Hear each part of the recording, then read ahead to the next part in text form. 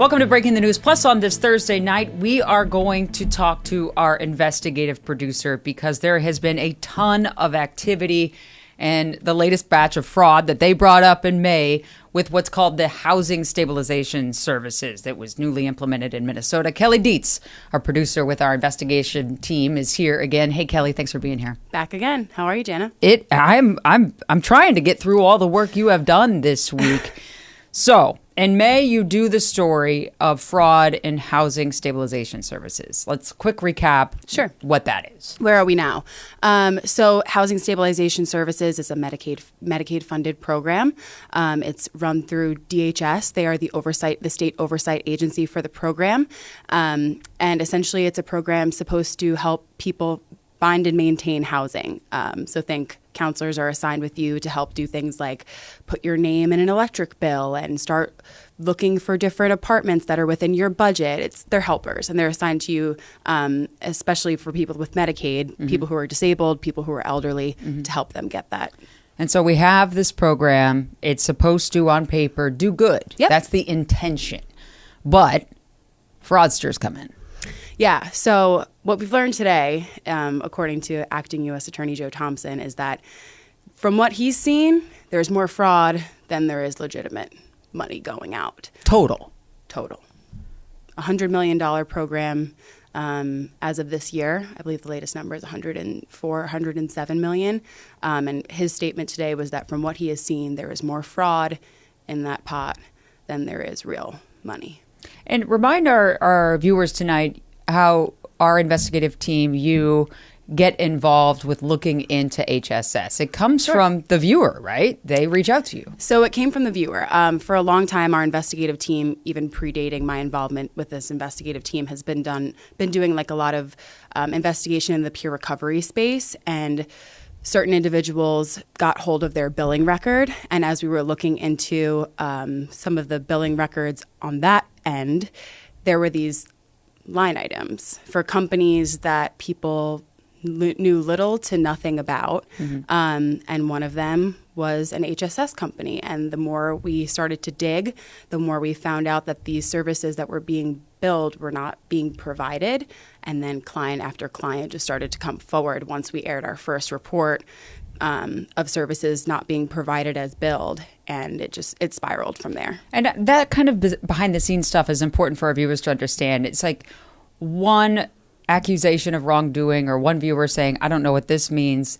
When you guys look at the paperwork, you see other things. Right. So it's like an investigation starts another investigation. 100%. And that's exactly what happened here. We were going down one road and something came up that just didn't seem right, and answers weren't there. So we just kept digging. And the more we kept digging, we found a lot. And that's why, just to say why journalism can matter, especially investigative journalism, we're talking about hundreds of millions of dollars at this point that are taxpayer dollars that you were finding on behalf of the people who watch, like they're wasting your money. Yep. And I think that our investigative team has been a watchdog for taxpayer dollars. And I'll say another piece of this is the viewers. Like, we've had individuals and clients come to us through this investigation who are finding their voice, coming from a recovery space, that they're coming forward wanting to do good because they're seeing so much wrong in this system, and they're finding their voice for the first time, working with our investigative team to try to bring light to this huge problem, and we've taken it really seriously. So this story that you begin in May, you start airing the stories, it now comes to this second point this week where I believe it was yesterday, correct me if I'm wrong, there's supposed to be an official hearing about this fraud in HSS. And right before the hearing is to start, somebody gets fired. Yep. So the day before the hearing, but the chair, Rep. Robbins, the chair of that fraud committee, was notified that morning of the hearing. So the assistant commissioner through DHS for the housing and homeless, that's their whole job is to oversee the housing and homeless sector of DHS services as the assistant commissioner. And Rep. Robbins reported on the morning of that fraud hearing that she learned that the person in that position was terminated the day before. Because of this, or they won't say? That is unclear. However, Rep. Robbins did maintain that she expected to ask that person hard questions and she expected that person to appear. Whether that would have played out that way, we don't know. Okay. And so then is it today that the acting U.S. Attorney Joe Thompson, now we're starting to see charges? Yes. So in July, over the summer, there was multiple raids at 8 different HSS locations tied to different HSS companies, but 8 locations were raided by state and federal investigators. Now we're seeing the next leg of that federal investigation and its indictments and charges dropping today, 8 different individuals specifically. You know, as your team has covered fraud for the last few years, we saw with Feeding Our Future, you know, once one apple fell, many, many, many more fell. Are you getting an indication that it will be more than 8, or is it just a handful when we talk about this one? Joe Thompson has promised, essentially, that it will be more. He has referred to today as just the first wave of indictments, and that they are looking to not only more HSS providers, but a web of providers within this services program. We've heard that there's providers who work in the HSS space that also work in the ARMS space, also work in the ICS space. Any acronym under the state that you could think of that's providing services, we've heard allegations that providers who are already doing fraudulent work have other legs of their company that touch other services under the state. How far back does this fraud go? In the investigations you've already done, is it in the last year or two, or is it possible this has been going on for more than that and we just don't know yet? It's possible that this has gone on since the jump. Again, acting U.S. Attorney Joe Thompson said today that he believes some of these companies were created for the sole purpose of doing fraud and billing fraudulently. So, yeah, to that point, there's a good chance that some of these companies popped up at the start that were created for the sole purpose of being bad actors. From what, to the average person in Minnesota, the person that pays their taxes, doing the right thing, they kind of want to know where the buck stops. And it's usually, politically it plays out like this all goes on to the shoulders of Governor Walz. And there's merit to that because he's the governor, sure, right? But who should have been the one to see this first? It's a tricky question. Okay. Because these insurance billing items, which these providers are billing insurance, they come in through those insurance claims. So in theory, insurance companies would be the first ones to see it, to see sketchy lines or itemized billing that doesn't feel right. But it's not their responsibility other than denying claims. This is Medicaid taxpayer dollars. And so in terms of that, it is DHS's job. And the buck stops with them in terms of having the power to shut these providers down and stop payments to them. Now, we know through our investigation, and we aired this story about a week or two ago, but that for more than a year, DHS has been made aware by county insurance providers about fraudulent activity, even up to billing for the dead. And their response to that is? It was nothing at first. Or nothing from the records that we have seen. However, they did have a different commissioner up until January of this year, and the new acting temporary commissioner, Shireen Gandhi, has come in and has made some changes. So we've seen changes under her, but in terms of changes over the nearly a year or more that DHS knew under previous leadership, we do not see that anything was done, and that definitely translated to this issue being enabled to spiral to the point where we've completely said full stop. DHS has asked for a full program termination, 1,600 providers, and that's where we're at. Right. That was the last time you and I spoke, and, yes, and we have to mention that going back to that original concept that this was supposed to do good, there had to be people within HSS that were pure, that were trying to do the right thing. And there still are. It's very unfortunate because right now the program is smeared with fraud because of the bad actors that have come in and made the decisions that they've made.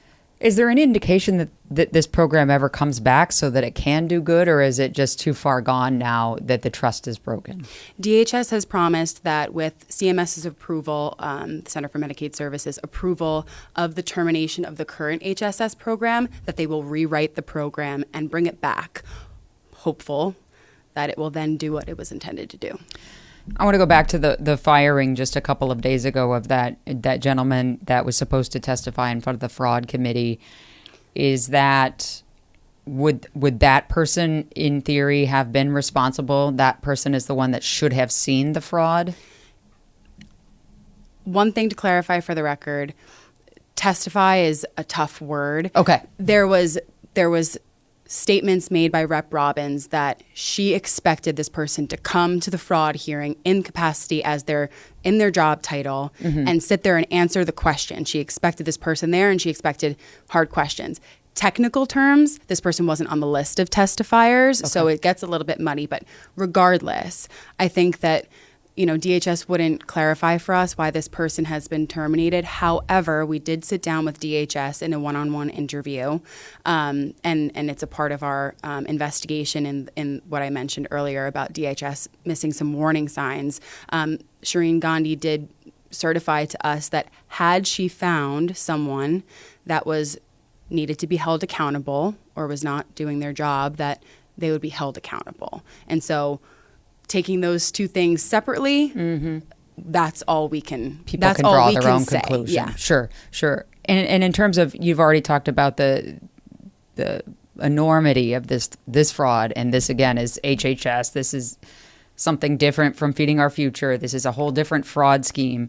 Minnesotans may want to know if Minnesotan taxpayers will be, if the funds will be replenished. Not that the taxpayer gets a check in the mail, but that Minnesota gets made whole. Yeah. Is that possible? I think that both DHS and federal investigators alike are trying to even remotely wrap their head around how much fraud there is.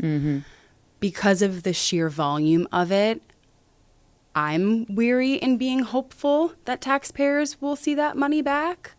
It's just so huge.